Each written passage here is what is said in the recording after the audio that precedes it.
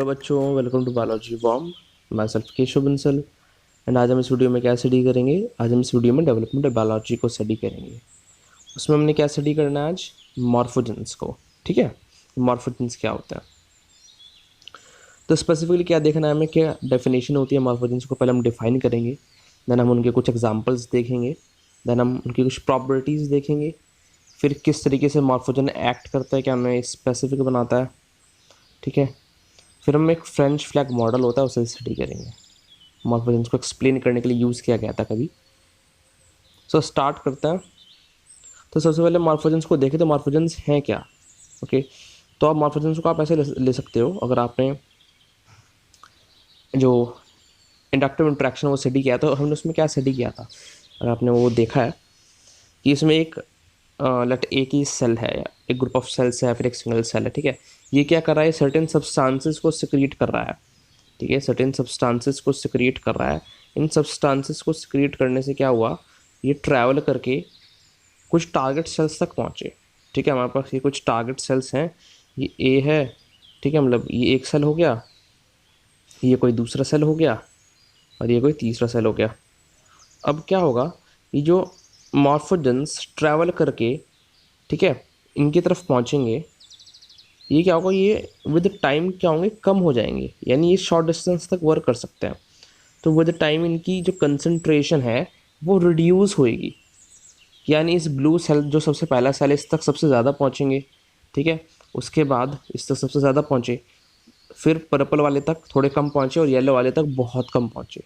ठीक है, तो फिर क्या होगा कि जो ये हमारा ब्लू वाला सेल है, ये किसी दूसरे सेल में किसी एक डिफरेंट फेट को गेन करेगा, यानी लेट ये एक्स टाइप का सेल बन गया ये वाला, बिकॉज इसे थोड़ी लेस अमाउंट ऑफ मॉर्फोजन से ये इंटरेक्ट किया, तो ये वाई अमाउंट के सेल में कन्वर्ट हो जाएगा, यानी वाई फेट को गेन कर लेगा, और ये तीसरा वाला किसी और फेट को गेन करेगा। ठीक है, इस तक ये बहुत कम पहुंचा।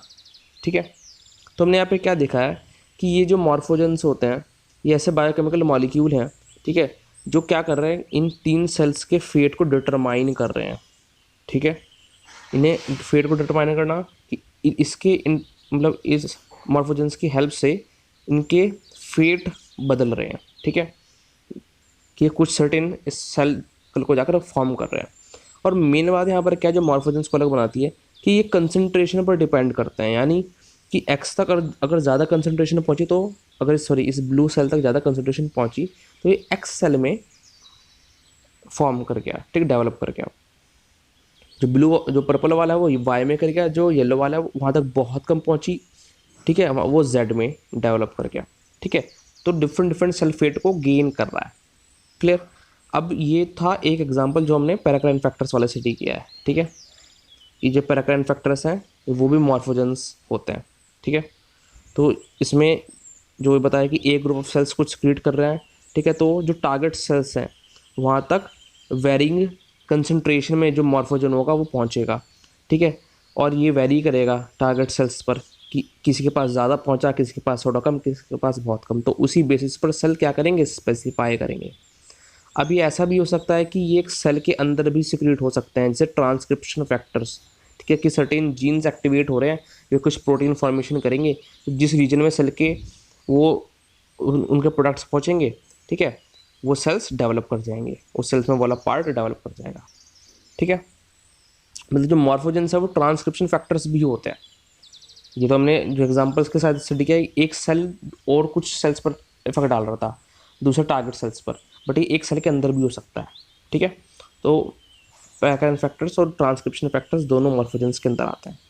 अब हम अगर स्पेसिफिक एग्जांपल्स की तरफ ध्यान दें, ठीक, तो जैसे रेटिनोइक एसिड हो गया, सोनिक हेजहॉग हो गया, transforming growth factor beta TGF beta, ठीक है, bond morphogenic protein BMP, EGF, FGF, ये भी ग्रोथ फैक्टर्स होते हैं, LIN3, WNT, beta catenin, transcription factors, bicoid, ये ड्रोसोफिला में आएगा।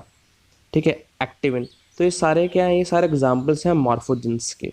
ठीक है, ये सारे याद करने हैं आपको।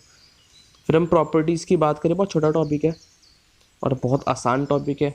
ठीक है, इतनी सी बात है कि मतलब इंड्यूस कर रहे हैं टारगेट सेल्स को बस कंसंट्रेशन डिपेंडेंट है, ठीक है। तो शॉर्ट रेंज में एक्ट कर रहे हैं जैसे पैराक्राइन सिग्नल्स हैं, ठीक। कंसंट्रेशन डिपेंडेंट मैनर में एक्ट करते हैं टारगेट सेल पर, ठीक है। मतलब एक ग्रेडियंट फॉर्म में कि जहाँ पर ज़्यादा पहुँचा वहाँ पर दूसरा सेल फेट होगा, जहाँ पर थोड़ा कम पहुँचा वहाँ पर किसी जो टारगेट सेल होगा वो किसी और सेल फेट को गेन करेगा, और जो थर्ड है वहाँ तक इतना कम पहुँचा कि थ्रेशोल्ड से भी कम था, तो ये तब भी किसी ना किसी और सेल में डेवलप कर जाएगा। मतलब डिफरेंट डिफरेंट सेल फेट को गेन तब भी करेंगे टारगेट सेल्स, ठीक है। अगर जब पैराक्राइन फैक्टर की हम बात कर रहे हैं तो ये बताया कि मॉर्फोजन ग्रेडियंट होता है। अब इसी मॉर्फोजन ग्रेडियंट को एक फ्रेंच फ्लैग मॉडल से एक्सप्लेन किया गया है, ठीक है। जो ये मोड ऑफ एक्शन है ये वही है जो मैंने अब तक एक्सप्लेन करता हूँ आपको, कंसंट्रेशन ग्रेडियंट पे कैसे वैरी कर रहा है, डिफरेंट फेट्स को गेन करेंगे टारगेट सेल, क्लियर। अगर हम बात करते हैं फ्रेंच फ्लैग मॉडल की, तो ये किसने दिया था? ये जो फ्रेंच फ्लैग मॉडल है ये लुइस वॉलपर्ट ने दिया था 1960s में, ठीक है। ये कुछ नहीं है, ये कुछ स्पेशल नहीं है, यहाँ पे आप खुद भी जब अब हम पढ़ेंगे तो आपको लगेगा कि क्या, मतलब बहुत बेसिक कंसेप्ट है, ठीक है। इसमें क्या किया, बस इसे मॉर्फोजन को कैसे समझाया कि हमें मॉर्फोजन ग्रेडियंट पता है, ठीक है, कि अगर ये लेट ये एक सेल था जो इंड्यूसर सेल है, ठीक है, लेट हम इस पर आई लिख देते हैं, I for inducer, inducer cell है। अब ये कुछ सेल्स को जो हमने कहा, कुछ सेल्स को ये कुछ टारगेट सेल्स को ये इंड्यूस करेगा, है ना।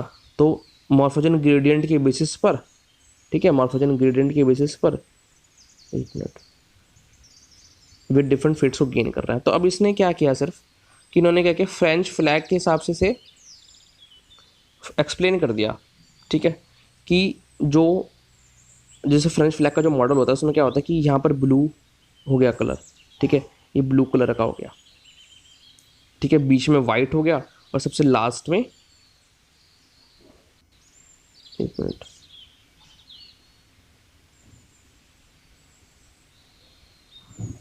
और जो सबसे लास्ट, हाँ अब गया, जो सबसे लास्ट है वहाँ पर क्या हो गया, वहाँ पर रेड हो गया, ठीक। ये फ्रेंच फ्लैग का, ये फ्रेंच फ्लैग ऐसा होता है। तो ये हमें पता है कि जो हमने अब तक पढ़ा है कि इस ब्लू जीन, ये जो ब्लू रीजन है यहाँ पर हायर कंसंट्रेशन पहुंची मॉर्फोजन की, ठीक है। तो यहाँ पर जब हायर कंसंट्रेशन पहुंची तो क्या होगा कि यहाँ पर डिफरेंट जीन्स एक्टिवेट हुए होंगे, ठीक है। यहाँ पर डिफरेंट जीन्स एक्टिवेट हुए होंगे, डिफरेंट सेट ऑफ जीन्स, जिनकी वजह से डिफरेंट प्रोटीन्स बने, और ये डिफरेंट सल्फेट को गेन कर रहा है, ठीक है। ये किसी और सल्फेट को गेन कर रहा है। मान लो अगर आप ये भी ले लो कि सेल तीनों के तीनों सेम टाइप के सेल थे, ठीक है, लेकिन ये सेम टाइप के सेल डिफरेंट डिफरेंट मॉर्फोजन की कंसंट्रेशन से अफेक्ट हुए हैं, तो इन तीनों के अंदर different different set of genes activate होंगे, जिसकी वजह से डिफरेंट सल्फेट को गेन कर रहे हैं, ठीक है। इतना कंसेप्ट क्लियर। तो अब यहाँ पर ये क्या कह रहा है कि जो हायर कंसंट्रेशन से अफेक्ट हुए तो वहाँ पर कौन से कलर के एक्टिवेट, कौन से जीन एक्टिवेट हुए, ब्लू जीन एक्टिवेट हुए, ठीक है, इसलिए उन्होंने डिफरेंट फेट को गेन किया। जब लो कंसंट्रेशन थी तो वहाँ पर वाइट जीन एक्टिवेट हुआ, ठीक है, वो डिफरेंट फेट को गेन करेगा, क्लियर। जब जहाँ पर थ्रेशोल्ड से भी कम था वहाँ पर किसी और फेट को गेन कर गया, तो वहाँ पर कौन सा जीन एक्टिवेट, वहाँ पर रेड जीन एक्टिवेट हुआ। तो कुछ नहीं, बस यहाँ पर फ्रेंच फ्लैग मॉडल को ज़बरदस्ती इसमें लगाया है, ठीक है, कि blue gene, white gene, red gene, ठीक है, कंसेप्ट वही है। तो यही है इसका मेन, जो आपको ये पता होना चाहिए किसने दिया है, ठीक है।